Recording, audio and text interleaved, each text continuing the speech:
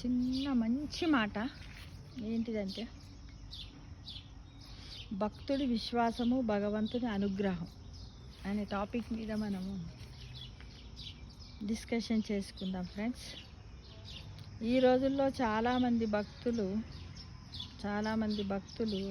ఇంత భగవంతునికి నా మీద ప్రేమ లేదు, అనుగ్రహం లేదు, కోపం ఉన్నది, నేను ఏదైనా కావాలంటే ఏది చేస్తలేడు, నన్ను పగబట్టిండు దేవుడు అని చాలా మాటలు చెప్పుకుంటూ ఉంటాం. అన్ని చోట్ల కూడా వింటాం, మనము కూడా అంటాం. మనం అనుకునే తొందరగా కాక మన కష్టాలు వస్తే కొన్ని టైములలో దేవుని కూడా తిడతాం తెలుసా. కాబట్టి ఏది నిజం కాదు. అది నిజమా మరి? కాదు.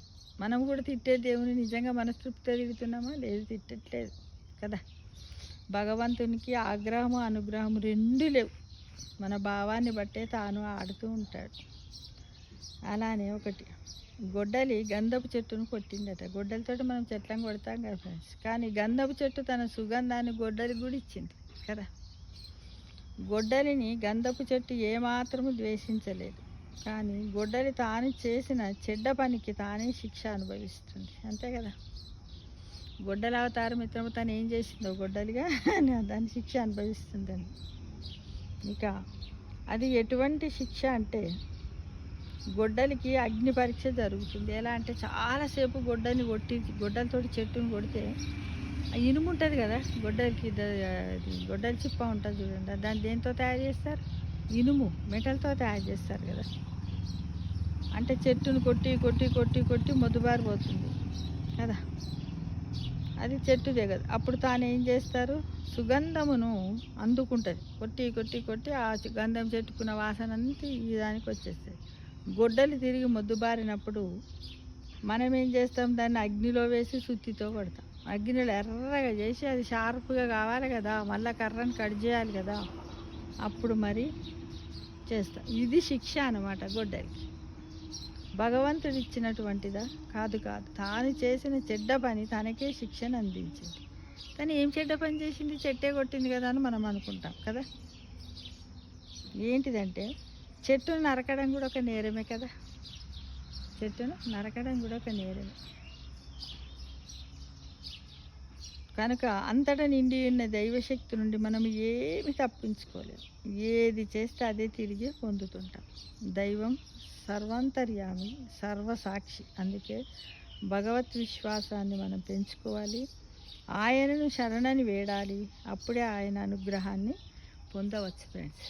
కానీ నాకు ఇది చేయలే, అది చేయలేదని నువ్వు పొద్దున లేచి ఇంత అందమైన ఉన్నతమైనటువంటి మానవ జన్మను మనకి ఇచ్చినప్పుడు మనం భగవంతునికి దండం పెట్టకుండా పనే తీరలేదంట. తినడానికి తీరుతుంది, మాట్లాడడానికి తీరుతుంది, ఆడడానికి తీరుతుంది, వండుకొని తినడానికి తీరుతుంది, అన్నీ అనుభవించడానికి ఉంటుంది. కానీ దేవుడికి దండం పెడదామంటే టైం లేదని చాలామంది చెప్తుంటారు. లేదు మేము వారానికి ఒకసారి దీపం ముట్టిస్తాం, మేము వారానికి ఒకసారి మేము పూజ చేస్తాం, ఏమున్న దేవుని చేస్తే తలరాత ఎట్లుంటే గట్లయితే అన్ని రాతలు రాసినవాడు ఆ భగవంతుడే. కానీ అందులో వస్తున్నటువంటి కొన్ని కష్ట సుఖాలు, మనం చేసినటువంటి పాప పరిహారాలను కొంతవరకు తగ్గిస్తాడని ఆత్మవిశ్వాసంతో మనం చూడండి. ఎవరైనా ఎక్కడికైనా పోయినప్పుడు నువ్వు దాహం అవుతుంటే కొన్ని నీళ్ళు ఇచ్చిన వాళ్ళనే మనం పరమాత్మలాగా చూస్తాం. మరి ఇంత మంచి జన్మనిచ్చిన పరమాత్మనికి మనం ఇంకా ఎంత బాగా చూడాలి ఫ్రెండ్స్ కదా.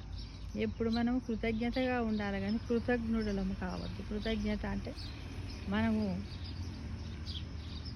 ధన్యవాదాలు తెలపాలి, కృతజ్ఞత కదా. కృతజ్ఞుడు అంటే చేసిన మేలు మర్చినవాడు కృతజ్ఞుడు. మేలును గుర్తించుకొని అప్పుడప్పుడు జ్ఞాపకం చేసుకుంటూ వాళ్ళని ప్రార్థిస్తూ వాళ్ళు నమస్కరించే వాళ్ళు కృతజ్ఞుడు అన్నమాట. మన తల్లిదండ్రులు ఉన్నారు, బాగా చదివిస్తారు, అన్నీ అవుతాయి. అయిన తర్వాత తల్లిదండ్రులను ఏం చేస్తారు ఫ్రెండ్స్? చేసినవి దవకంలో అందరు పెంచినట్టు నువ్వు పెంచినావు, అందరు చెప్పినట్టు నువ్వు చదువు చెప్పినావు, సాల్తీ అమ్మ నీకేం తెలుసు? అసలు మనకి ఏమీ తెలియన్నాడే మన అమ్మ మనకు అన్నీ నేర్పించింది.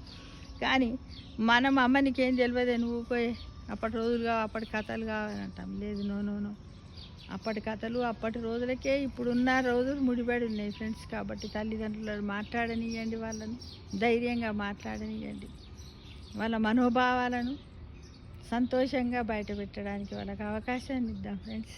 మనం అందరం కూడా ఈ కథ విన్న తర్వాత అలానే చేద్దామా మరి? లేకపోతే గొడ్డల్లాగా మళ్ళీ మనమే శిక్ష అనుభవిస్తాం. ఎందుకంటే ఇప్పుడు మన అమ్మ నాన్నని మనం ఏ విధంగా అయితే వృద్ధాప్యంలో తిట్టి దూరం పెట్టి చిప్పబెట్టి అన్నం పెట్టి కడగక ఆకలి అవుతుంటే మా అమ్మకి ఇంటికి మస్తుగా తిన్నదని చెప్పి కొద్దిమంది ఉన్నారట వింటుంటాం అక్కడక్కడ.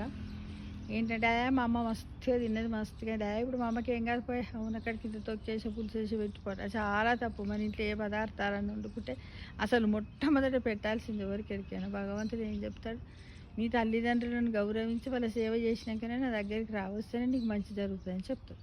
కాబట్టి మనం మొట్టమొదలు వీళ్ళకి పెట్టినాకనే భగవంతుని పెడితేనే భగవంతుడు మెచ్చుతాడట ఫ్రెండ్స్. లేకపోతే ఎందుకంటే మొత్తం భగవంతుడు సర్వాంతర్యామి కాబట్టి గంధం చెట్టును పెట్టినటువంటి గొడ్డల పరిస్థితి మనకు కూడా వస్తుందనే విషయాన్ని మర్చిపోవద్దు ఫ్రెండ్స్. అందరూ కూడా బాగా జ్ఞాపకం ఉంచుకోండి ఈ కథ. ఎందుకంటే చాలా జరుగుతున్నాయి. చాలామంది పెద్ద మనుషులు ఓ ఓ ఓ అని ఏడుస్తూ ఉన్నారు. పెద్ద మనుషులు అమ్మ నాన్న అమ్మమ్మలు తాతలు ఓల్డ్ ఏజ్ ఉన్న వాళ్ళు ఎవ్వరు కూడా బాధపడకండి అమ్మ, మీరు ధైర్యంగా బ్రతకండి, మీరు చాలామంది చేస్తారు. కాకపోతే మీ దగ్గర డబ్బు అనే ధనాన్ని మాత్రము ఉంచుకోవాలి. డబ్బు లేకపోతే మనం ఎవ్వరు ఎందుకంటే వాళ్ళ కుటుంబ పరిస్థితులు ఉంటాయి, టైంకి వాళ్ళ దగ్గర ఉండదు. కాబట్టి కొంత ఆస్తిని మీ పేరు పైన పెట్టుకోండి, కొంత లిక్విడ్ అమౌంట్ కరెన్సీని కూడా పెట్టుకోండి అమ్మ. ఎందుకంటే వాళ్ళకు ఇబ్బంది కాకుండా మనకి ఏ టైంలో ఏ జబ్బులు వస్తాయో తెలియదు కదా. సేవకు వాళ్ళు ఉంటారు, కాకపోతే డబ్బును మాత్రం వాళ్ళకు మనం పొదుపు చేసి ఇవ్వాలని నేను ఈ వీడియో ద్వారా అందరికీ మెసేజ్ ఇస్తున్నాను. Thank you.